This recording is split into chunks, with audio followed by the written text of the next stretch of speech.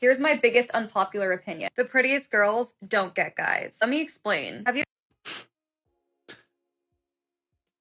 Yeah, so we already know this is complete cope. The prettiest girls get whatever guy they want. They pretty much have an infinite supply and they can pick whichever guy pleases them at that moment and say, I want him, and that guy will probably be around.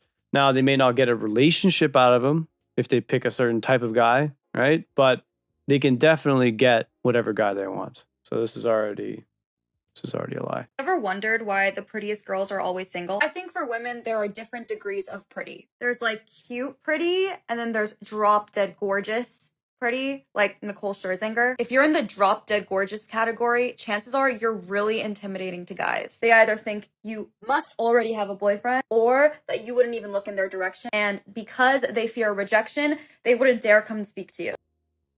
Okay, just to address this real quick.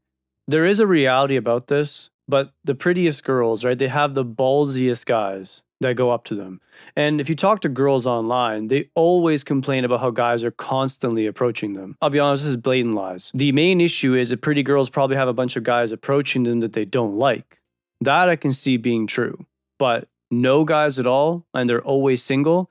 No girl in the modern era is always single. There's always some guy around.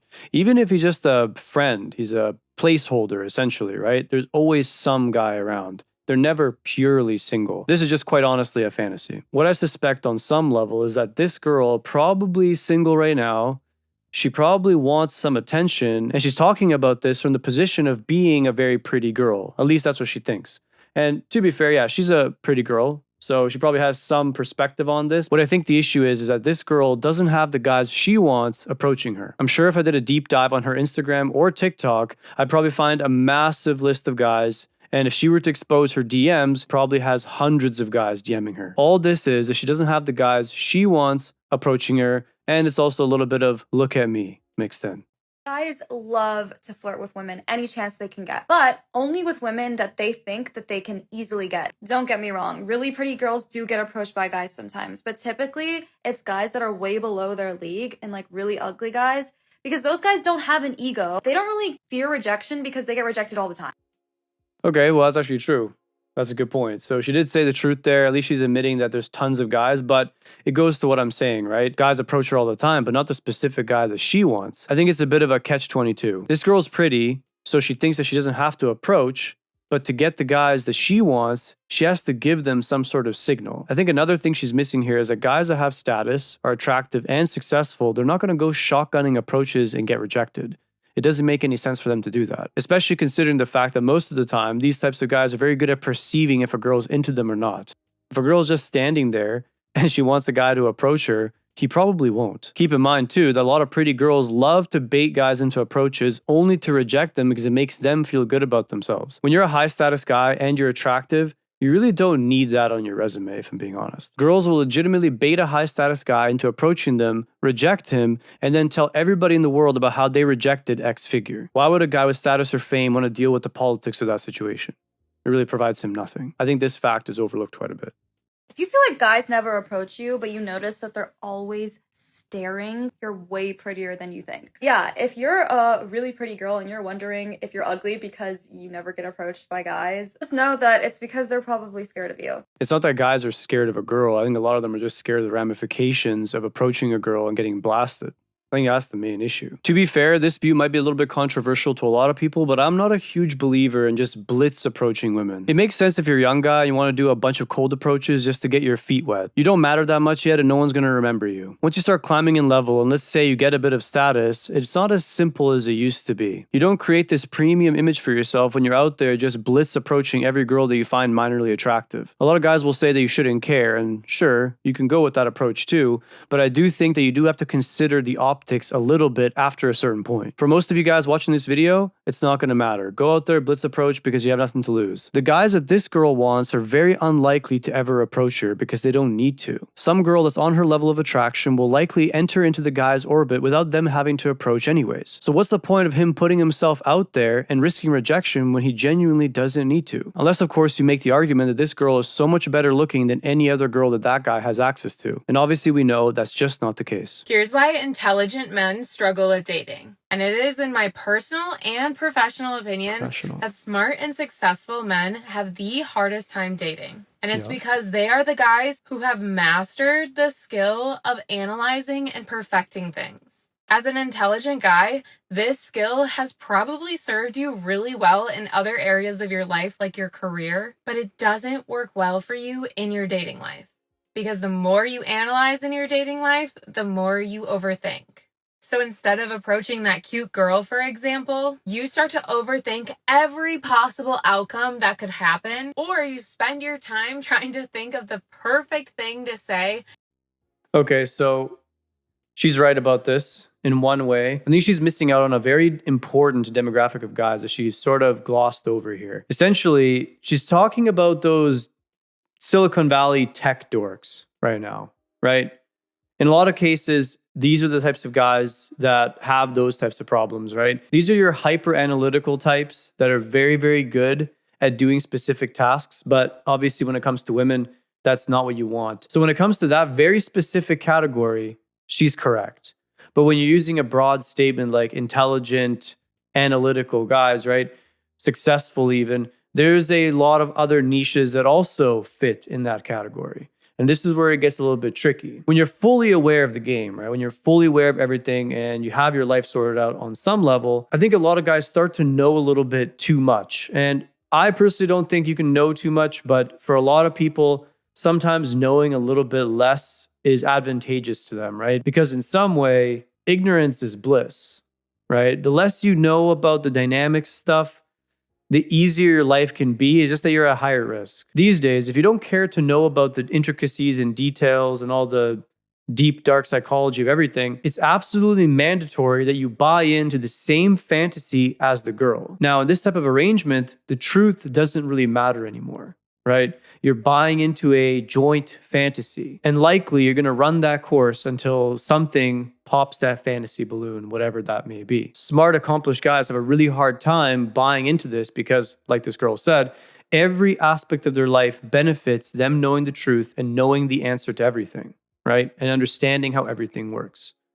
When it comes to women, understanding how they work may not always benefit you. The main reason for this is that you don't see women the same way when you know everything about them. It's just not the same anymore. When you're a young guy, the appeal of woman is emotionally based. There's a mysterious nature to it because it's something that you just don't understand, but you're attracted to. In previous generations, it was way easier to stay in that haze, right?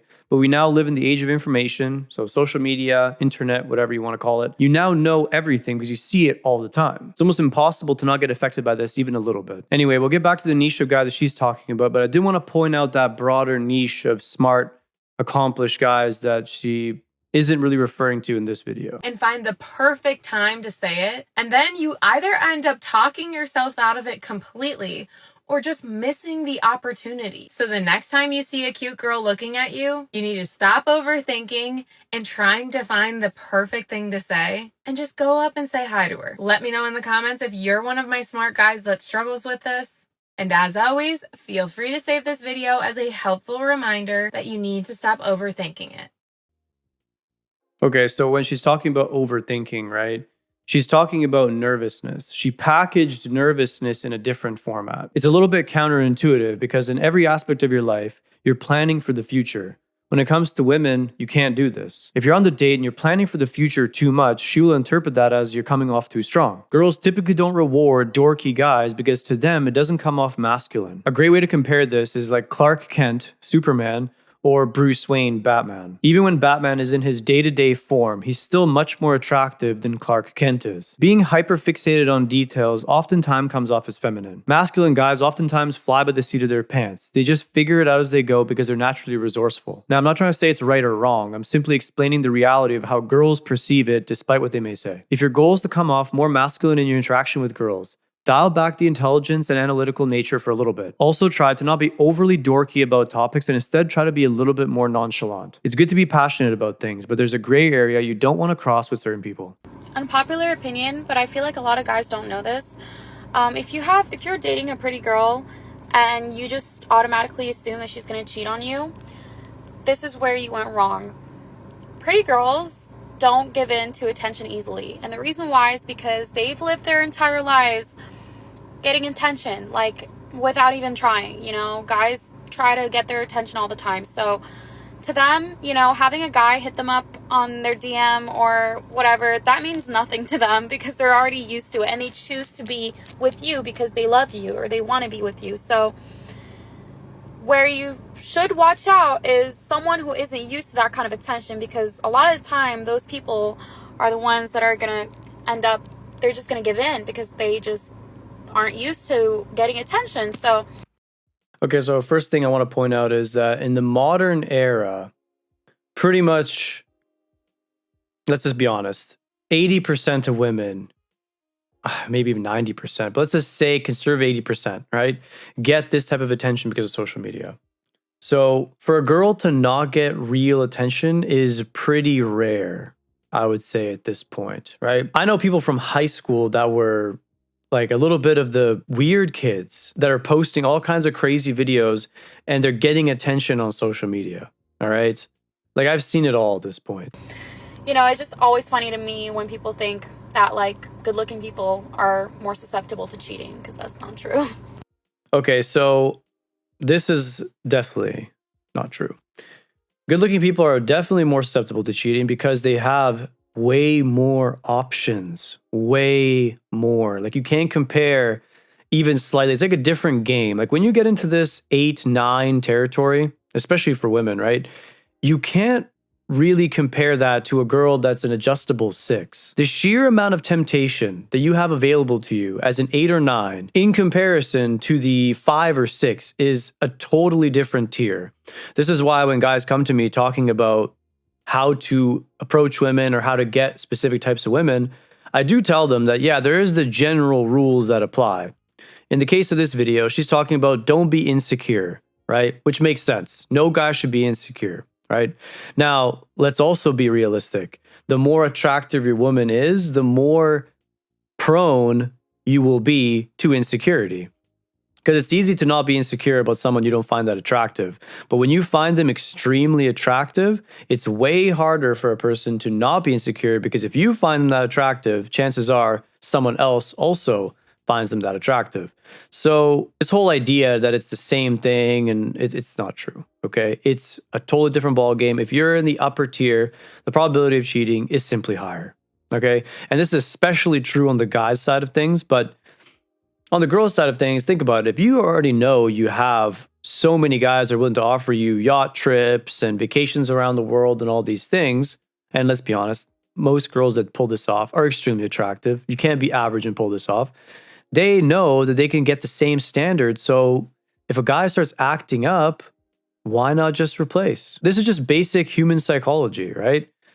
I mean, we could try to pretend like it's all randomized, but it's not, right?